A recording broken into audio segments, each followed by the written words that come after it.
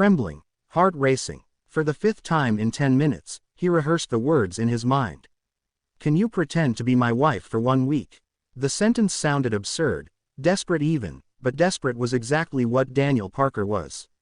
Inside, through the glass, he spotted her, Emma Collins, her face buried in a laptop, steam rising from a half-empty cup of coffee. She looked kind, approachable, maybe the only person in town who wouldn't run at the sound of such a crazy request. Daniel took a deep breath, pushed the door open, and walked in. "Excuse me," he said softly. I need your help. Please, just hear me out." Emma looked up, startled but polite. Sure." Daniel swallowed hard. "My daughter, Lily, is turning 6 next week. She's been through a lot since her mom passed away. She keeps asking if her mommy will come to her birthday party. I told her yes, just to keep her hope alive. I can't break her heart again. So, would you pretend to be my wife? Just for a week, until her birthday's over." Emma blinked. Silence hung between them. Then, softly, she said, "You don't even know me." "I know," Daniel said, his voice breaking. "But you remind me of kindness. The kind I used to believe in." Emma didn't know why she said yes. Maybe it was the pain in his eyes.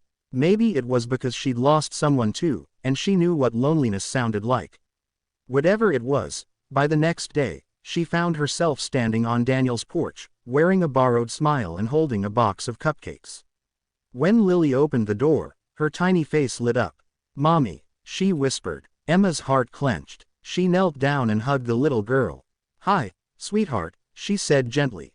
"Happy early birthday." For that week, Emma became someone else. She cooked pancakes shaped like hearts, read bedtime stories, braided Lily's hair, and danced in the kitchen to silly songs. Daniel watched in quiet awe, grateful yet torn by guilt. He had never meant for it to go this far. But something was changing, inside all of them.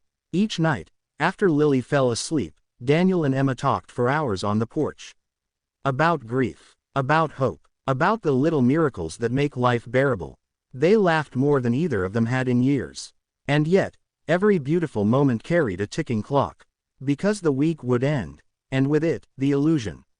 The night before Lily's birthday, Emma overheard Daniel on the phone. His voice was low, full of regret. "I know, Mom," he whispered. "I can't ask her to stay. It wouldn't be fair." Emma felt her chest tighten.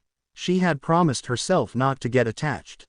But she already had, not just to Lily, but to Daniel too. The next day, the house was full of laughter and balloons. Lily ran from guest to guest, showing off her cake. She grabbed Emma's hand and pulled her toward the table. "Daddy, Mommy's here." Daniel smiled. A sad, knowing smile. "Yeah, sweetheart, she sure is." Later, when the guests were gone, and the sun was setting, Emma knelt beside Lily's bed. "Mommy, will you stay forever?" Lily asked, drowsy from sugar and joy. Emma's throat tightened. "Sweetheart, I'll always be in your heart," she whispered, kissing her forehead. "That's where love lives forever." Lily smiled, drifting into dreams. When Emma turned, Daniel was standing at the door. His eyes glistened. "I can't thank you enough," he said. "You gave her something I couldn't." Emma shook her head. "No, Daniel, she gave me something I'd forgotten I needed." They stood in silence, hearts heavy but full. A few weeks later, a letter arrived at Emma's apartment.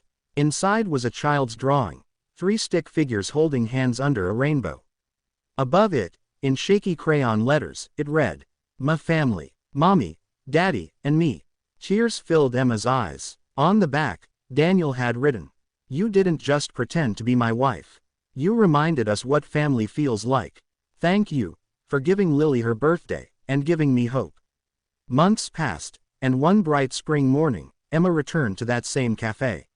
She didn't expect to see him, but there he was. Daniel, sitting at her old table, holding 2 cups of coffee. When their eyes met, he smiled shyly. "This time," he said, "no pretending. Just us." Emma's heart warmed. She sat down, smiling through tears. "Just us," she whispered. And for the first time in years, both of them believed that sometimes, the most unexpected moments of kindness can heal the deepest wounds, and even turn strangers into something resembling forever.